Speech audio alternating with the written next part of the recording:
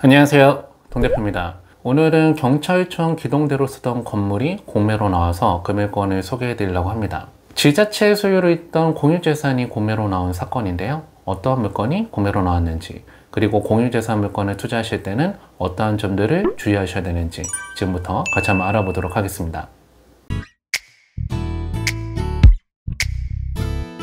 먼저 어떠한 건물이 공매로 나왔는지 그 외관을 같이 살펴보면은 이 경찰청 기동대로 쓰던 이 건물이 공매로 나와 있는 사건입니다. 주변에 보면은 공장들이 많이 들어와 있는 모습이 보이죠? 공업단지 내에 소재하고 있었던 기동대 건물이 공매로 나온 사건입니다. 이 기동대 건물이 이러한 공업단지 내에 있었다라고 하는 것도 참 재밌는데요. 어떤 물건이 나왔는지 상세 사진을 같이 보도록 하겠습니다. 감정평가서에 제공된 사진을 같이 보면은 이 기동대 건물이 공매로 나온 사건이고요. 특수 1중대 이렇게 써 있네요. 내부 사진을 보면은 식당으로 쓰던 공간, 그 다음에 세면장으로 쓰고 있는 공간도 눈에 띄고요. 그 다음에 내부반으로 쓰고 있었던 공간으로 보이는데요. 참 옛날에 지어졌던 건물인지 시설이 참 열악했었던 물건이죠. 그 공매에 대한 정보를 상세히 알아보도록 하겠습니다. 공매관리번호 2024-0100-00333-2번 사건입니다. 소재지는 경상남도 창원시 마산회원구에 소재하고 있었던 구 내석 기동대 건물이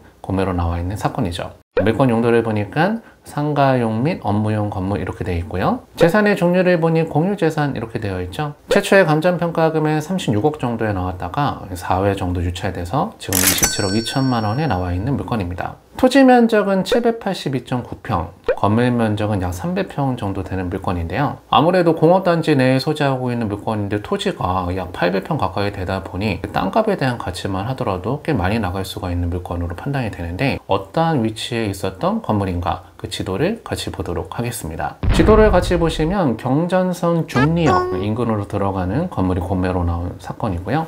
해당 지역은 중리공단으로 들어가는 그 공단 내 건물이 나온 공매 사건입니다. 과연 토지의 용도는 어떠한 용도로 되어 있는가, 그 토지 이용계획원을 같이 보고 넘어가도록 하겠습니다. 토지 이용계획원을 살펴보면 일반 공업지역으로 들어가고요. 그 다음에 도로를 양쪽에 끼고 있는 각지에 소재하고 있는 물건이고요. 그 외에 다른 특별한 용도 지역에 대한 내용은 없는 물건입니다. 각지에 소재하고 있는 일반 공업지역 내에 나온 토지가 800평 정도 되는 물건이라 이 땅값에 대한 가치만 하더라도 꽤 많이 나갈 수가 있는 물건으로 판단이 되는데요. 이 지역에는 요즘 한 가지 이슈가 더 있습니다. 바로 이 노후화된 중리공단을 고도화 사업을 진행한다라고 하는 내용입니다. 아까 로드뷰를 보셨을 때 이 공단이 다 예전에 지어진 공장들이 소재하고 있는 노후화된 공업단지고요. 다 저층 위주로 공장들이 들어서 있는 공업단지인데요. 이 중리공단을 고도화 개발 사업을 한다라고 하는 게 가장 중요한 포인트입니다. 관련된 기사를 같이 한번 살펴보면 바로 이 내용이죠. 창원시가 봉암, 중리공단 등을 고도화 방안을 추진하고 있다.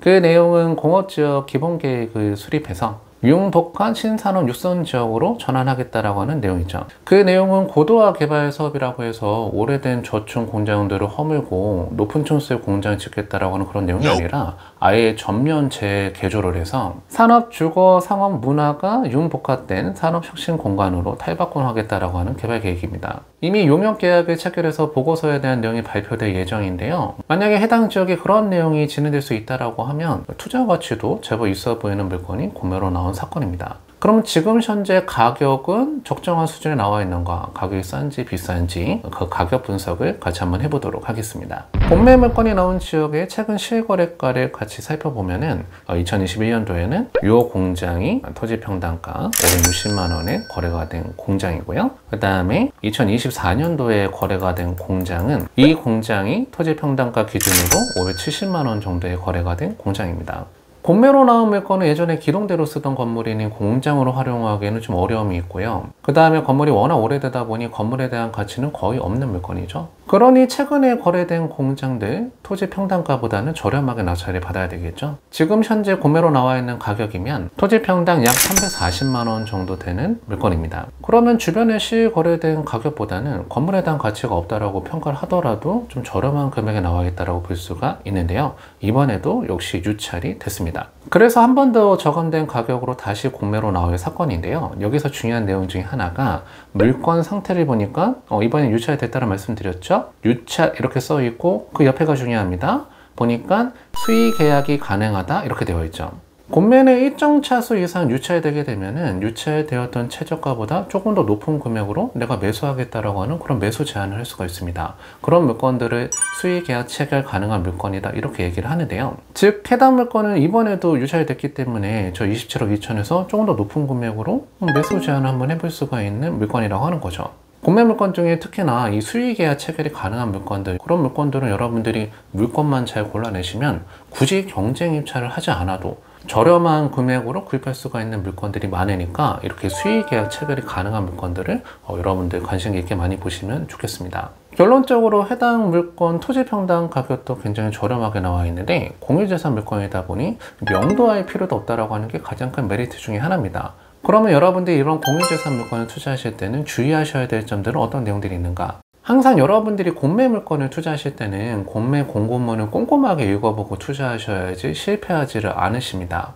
그러면 그러한 공매 공고문은 어디서 확인할 수가 있는가? 온비드 사이트에 오시게 되면 물건을 검색하셔서 물건에 대한 정보를 봤을 때 오른쪽 상단에 해당 공고 보기라고 하는 버튼이 있습니다.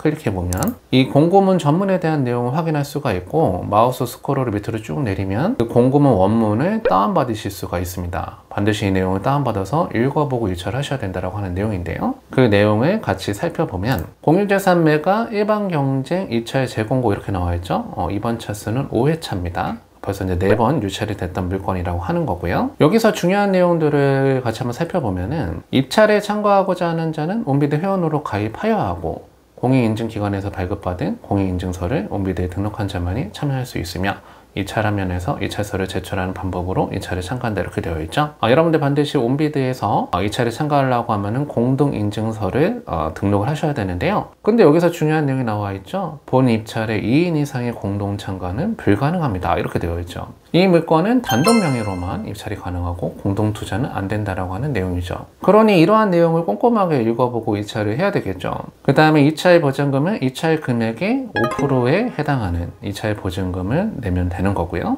공유재산 물건은 낙찰받고 나서 나중에 별도의 계약서를 쓰셔야 되는데요. 그 내용도 밑에 나와 있습니다. 낙찰자가 낙찰일로부터 10일 이내 계약을 체결하지 아니한 경우에는 그 낙찰은 무효로 된다. 보통 국유재산이나 공유재산 같은 경우는 낙찰받고 나서 5일 이내 계약을 체결하는 경우가 많은데요. 해당 물건은 덩어리가 커서 그런가 10일 이내에 계약을 체결해야 된다 이렇게 되어 있습니다.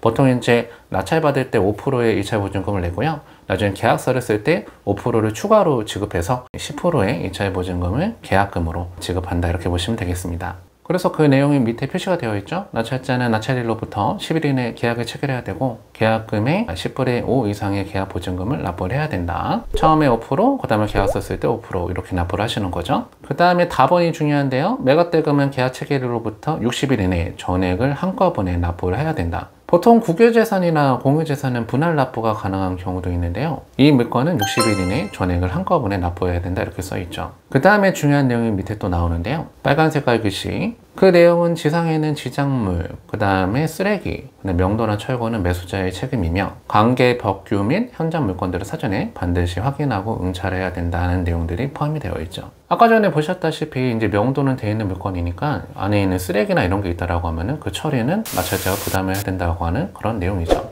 지자체에서 앞으로 이 공유재산 물건들을 많이 매각을 한다 이렇게 얘기를 합니다. 그 이유는 지방 재정 상태가 악화가 돼서 세수가 많이 확보가 안 되다 보니 이 공유재산 물건들을 많이 매각해서 재정을 확보하겠다라고 하는 내용입니다. 그 이유가 아이러니하게도 이 부동산 경기 침체하고 관련이 있습니다. 요즘에 부동산 거래가 거의 없다 보니까 이 지방세가 거의 들어오지 않는다라고 하는 이유 때문에 지방 재정이 악화되고 있다 이렇게 얘기를 하는데요. 아무래도 지방세에서 가장 많은 세금을 차지하고 있는 게 취득세인데 부동산을 취득하려고들 하질 않으니 이 취득세가 들어오질 않는 거죠. 그래서 지방자치단체의 재정과 이 부동산 시장하고는 굉장히 밀접한 관계가 있습니다. 예전에 전 정권에서 부동산 거래가 굉장히 많았을 때는 이 세수가 초과 확보됐다라고 하는 기사들을 많이 보셨잖아요. 요즘 그렇지 못합니다. 그러다 보니 지방자치단체는 소유했는 공유재산을 많이 매각을 하겠다라고 하는 내용입니다. 그러면은 그동안 놀고 있었던 땅, 유유지나 R자 자리에 올라가 있었던 공유재산 물건들도 많이 매각한다라고 하거든요. 그러면 그런 내용은 우리한테는 기회가 될 수가 있기 때문에 이 공유재산 물건들이 많이 쏟아져서 나오면 여러분들 관심을 많이 가지고 계셨다가 이 차례 참가해 보시면 좋을 것 같습니다. 자, 오늘 여러분들하고 경찰청 기동대로 쓰던 폐건물 같이 한번 살펴봤습니다. 앞으로 이 공유재산 물건들이 많이 나올 예정이니 여러분들 이 공매에도 많은 관심을 가져보면 좋지 않을까. 경매보다 싸게 살 수가 있는 게 공매라고 하는데요. 아무래도 우리가 공매를 투자하려고 했을 때는 부담되는 게 명도가 부담이 되는데, 명도가 필요 없는 공유재산 물건들이 많이 쏟아져서 나온다고 하면 우리한테는 하나의 기회가 될 수가 있으니 이번 기회에 공매에도 많은 관심을 가져보시면 좋겠습니다. 자, 오늘 내용 여기까지 해서 마무리하겠습니다. 오늘 내용이 도움이 되셨다고 하면은 구독과 좋아요를 부탁드리고 다음 영상에서 또 만나 뵙도록 하겠습니다. 감사합니다.